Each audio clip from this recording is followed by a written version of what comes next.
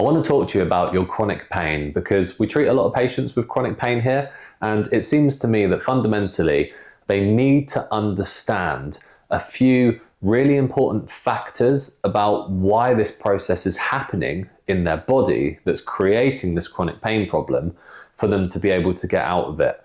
I really do believe that if you fully understand the complexity of the issue, then you're much more likely to do the things which you need to do to solve it, rather than not focusing on understanding, okay, just letting yourself be ignorant about why this is happening, and then just focusing on solutions. And you have all these do this one exercise and it's going to get you out of pain for good. And it's let's be honest, this is bollocks. There is no one exercise that's going to get somebody out of long-term pain. What's much more likely is that there is a series of consistent exercises and lifestyle adaptations which is going to get them out of chronic pain. But nobody adheres to long-term consistent exercises and lifestyle adaptations if they don't understand why they're doing it. So let's start here. Let's understand why you're in pain. So I can't blanket rule this for everybody, but for a lot of people who have had pain for more than 6 months, a signaling issue begins to change in their body. Nobody that I've ever worked with liked being told that pain is in their head, because it kind of sounds like it's not real, like it's a fragment of their, imagination or something like that. But the reality is that all pain starts in everybody's heads, okay? Without your brain, which is in your head, there is no pain throughout your body. So pain being in your head is not an insult, and it's not a suggestion that you're weak-minded or weak-willed, or that you're some kind of hypochondriac. Pain in your head is a normal thing. That is where it starts. Yeah, for chronic pain patients, what we start to see is actually in the absence of any tissue damage that's left. Maybe there's no inflammation, maybe that the area that was in a lot of pain is healed. In the absence of any tissue damage, the pain signaling has continued. That is one of the definitions of chronic pain, and that's something that we help people with here at BodyZest. So understanding why chronic pain exists in the first place, let's keep it super simple. For you to have any problem in your body, there is a signal being sent from your brain to the area, back up to the brain, and there is a feedback process which is essentially telling you to report pain in the area. Let's keep it super simple like that. It is signaling, okay? Something locally being sent to the brain to be hey, there's an issue. The brain sending a signal back to be send it pain so that we can essentially keep this safe. Your brain trying to tell you that there is a problem and to watch out. For chronic pain then, what we might see is that once this is resolved, once this has sorted itself out, that signaling process just continues. Yeah, so it's a dysfunction within the nervous system as opposed to a dysfunction within the actual soft tissues or connective tissues or something like that. So what a lot of people will do in this situation is they will chase pain relief because it makes sense, doesn't it? It's most people think that pain is their problem. Yeah, so you might just be thinking, okay, I've got this issue, my back hurts. So how do I solve my issue? I stop my back hurting. So a lot of people will take painkillers for that, or they'll get a massage for that. They'll use heat and ice. Maybe they'll stretch. A lot of people have found something which eases their pain, but probably just for a short time. And it's absolutely fine that you're doing that to try and ease your pain. I've got no problem with pain relief. The problem is we need to look further than pain relief, okay? So it's not that the problem is pain relief. The problem is if we stop there. Okay, so at a clinic like mine, we help people with short-term pain management, but if that's all we do, then their problem will just keep coming back again. Their pain will just keep coming back. And some clinics are just set up like that, come in, quick click, you'll feel better, come back next week, forever.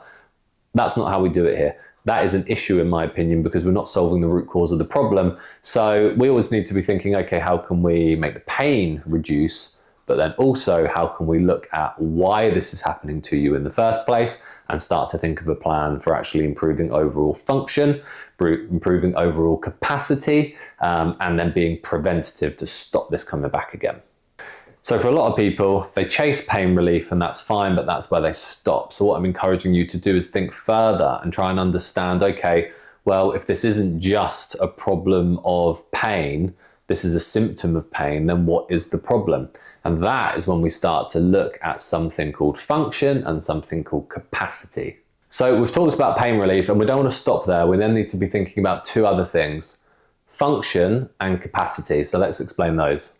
So looking at someone's function is essentially just how their body is functioning. So there's going to be a kind of bespoke version for you, like what do you need to do as a person to achieve the things that you're trying to achieve. Someone sat behind a desk is going to have slightly different functional demands than somebody who's like working on a building site. But we can also look at the actual structure of the building and say, how is that functioning? You know, like we know that your back should rotate and flex and extend. Can it do these movements?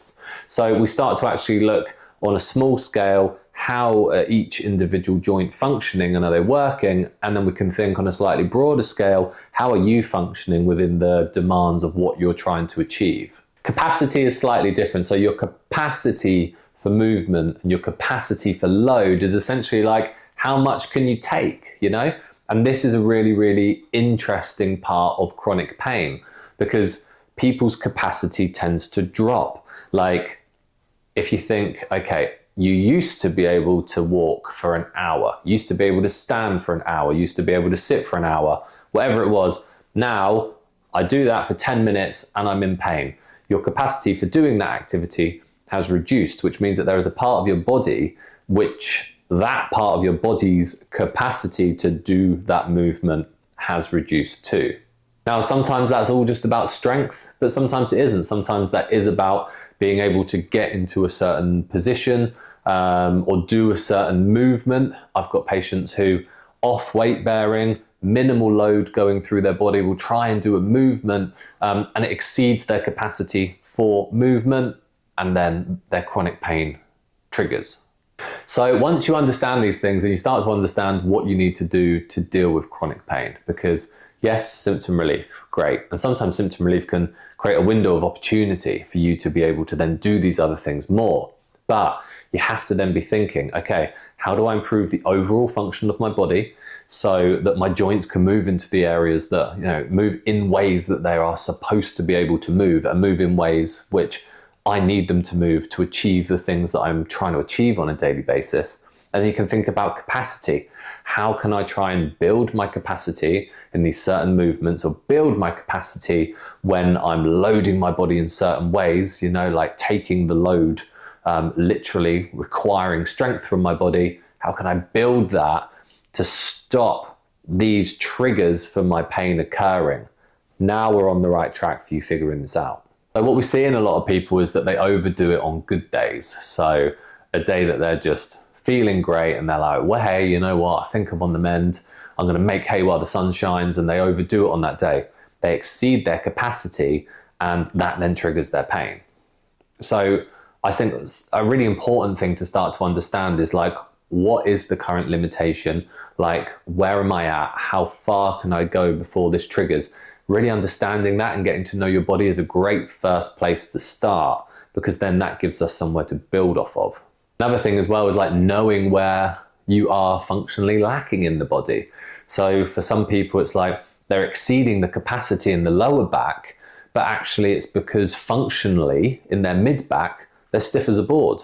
They don't have any pain in their mid back, but because there's no movement through it, they're constantly exceeding the capacity of a different area because it's compensating for that stiff part.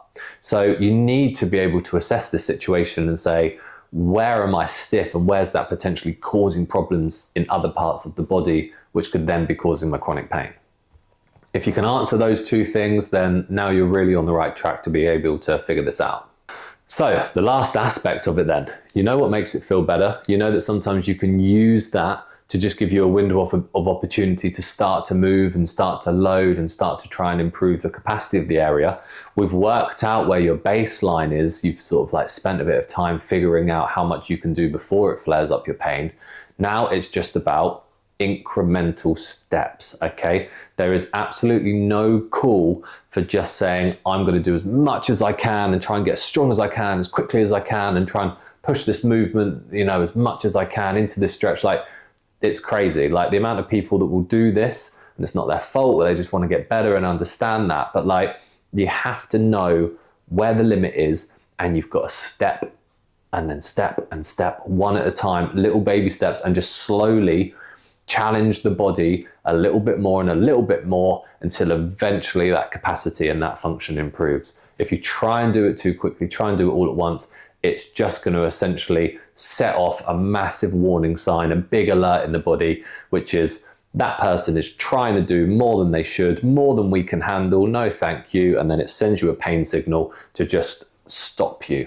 That's what we're trying to avoid. So yeah, truth be told, it's boring consistency, but it absolutely works. It's like adding a little bit more, in terms of like the weight on the dumbbell, or a little bit more on the resistance band, or just trying to stretch a little bit more, and then maybe increasing the frequency a little bit more of the stretches, bit by bit, day by day, just to get a little bit more out of it. Yeah, and then this is the most likely thing to actually change the outcomes over time. Don't worry if you take it too far one day and it sort of slightly flares it up. It's not going to be the end of the world.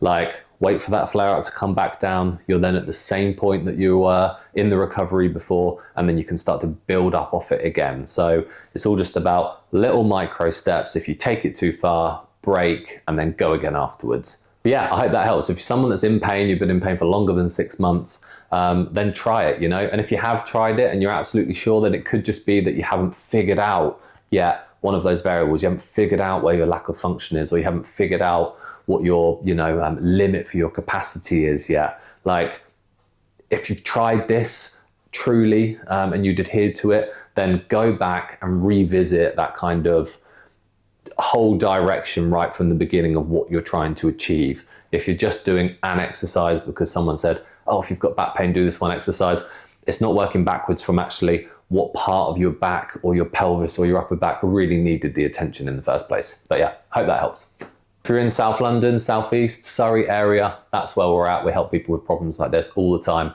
We get great results. You'll see something in the comments about how to find us.